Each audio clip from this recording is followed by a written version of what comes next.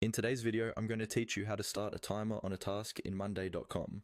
This is a simple but really powerful way to track exactly how long you spend working on specific items, which is especially helpful for billing clients, reporting, or just understanding where your time goes during the day.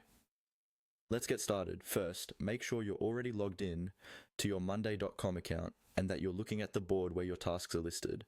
These tasks might be called items or pulses depending on how your account is set up, but they all work the same way. To begin tracking time, you'll want to click on the specific task you're about to work on. Take a moment to choose the one that best matches what you're doing.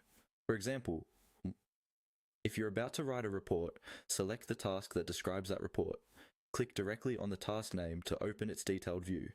This will usually slide out from the side or open in a panel, showing you more information like status, owner, due dates, and other columns your team uses. Once that task is open, look for the option to start the timer. You'll typically see a timer icon or a button labeled Start Timer, located above the task details, often near the top of the panel. Go ahead and click on that button. As soon as you do, Monday.com will begin counting the time you spend on this task in the background. After you click Start, follow the prompts that appear on the screen. Depending on how your workspace is configured, you might be asked to confirm which task you're tracking, adjust the start time, or choose a specific board or group if something needs clarification. Simply read each prompt carefully and select the option that best matches what you're doing. If there's an opportunity to add notes, this can be a good place to mention what part of the task you're working on, like initial draft or reviewing feedback.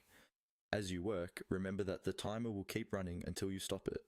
So when you're finished or taking a longer break, come back to the task and stop the timer from the same area where you started it. This will make sure your time log is accurate and clean. And that's all you need to start a timer on a task in Monday.com. Open the task, click the Start Timer button at the top, and follow the on-screen prompts to confirm and track your work.